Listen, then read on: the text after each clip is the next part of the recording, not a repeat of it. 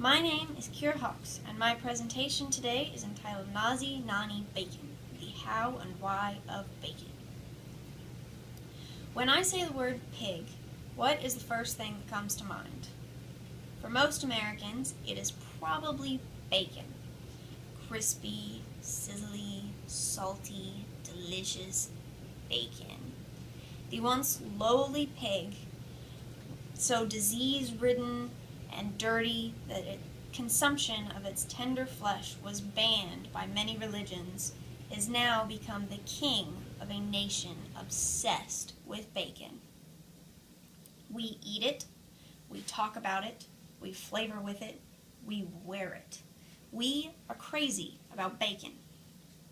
Yet most don't know what bacon really is, how it's made, where it comes from, or why it's so popular. Today you will learn these things and hopefully be able to go forth and impress people with a new knowledge about this delectable deliciousness. We start our bacon journey by first looking at what bacon is. Bacon is a cured pork product. It starts its journey as one of 3 cuts of meat. The most common bacon is in the United States, comes from the pork belly. It is called side bacon or streaky bacon. It's composed of layers of fat and meat, lending a crunchy and chewy texture to the cooked product. Another cut of meat is the back bacon, popular in Europe. It is commonly called Canadian bacon in America, and it comes from the pork loin on the back of the pig.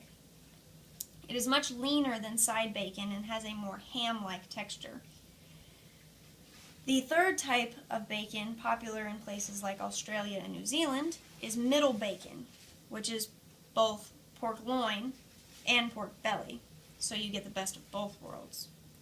Once a cut has been selected, it must then be cured. According to the USDA, this is accomplished with a brine. Brine is a salty liquid solution that preserves, tenderizes, and can serve as a flavor infusion for a food. A brine can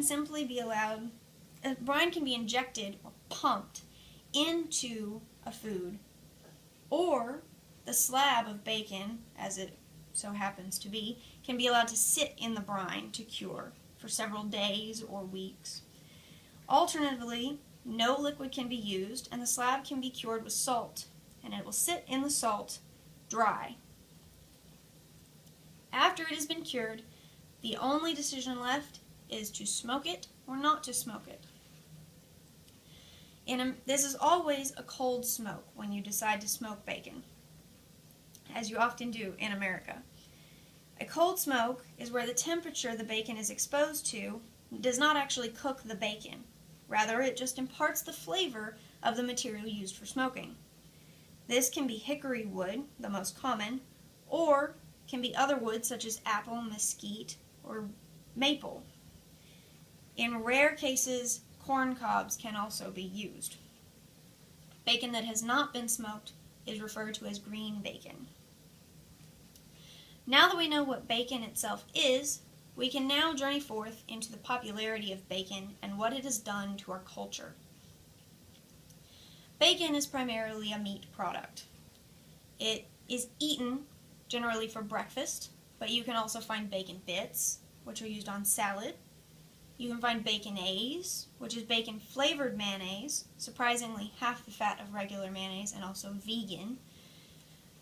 You can also find things such as bacon flavoring, bacon fat, bacon everything, bacon vinaigrette, bacon wine. Everything has bacon in it nowadays, which to eat. Another way that you find bacon products is in non-edible forms, such as clothing. There are bacon scarves, there are bacon t-shirts, there's bacon jewelry, like necklaces or earrings or rings, anything that you can wear. If you can think of it, it exists in the form of bacon. I even have a bacon pillow.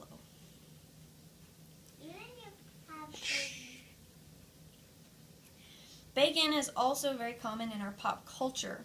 Anthony Bourdain says that it is the gateway drug to other foods. It brings vegetarians back to carnivore. It is very, very prominent in our culture. Question is why? Americans are bacon crazy for several reasons. One, bacon can be a rebellion. It is very, very unhealthy for most of us, but yet we still eat it.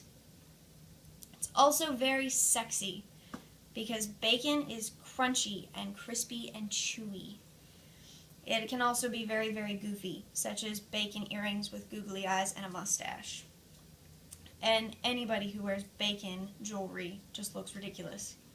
The internet also makes it very, very popular because it is everywhere and things can spread like wildfire.